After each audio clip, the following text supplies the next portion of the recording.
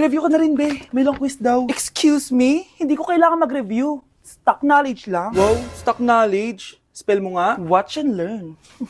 Okay, class! Ready na ba kayo sa long quiz? Sana madali lang. Bago tayo magsimula sa exam, isa lang ang rule ko. Bawal mangopya.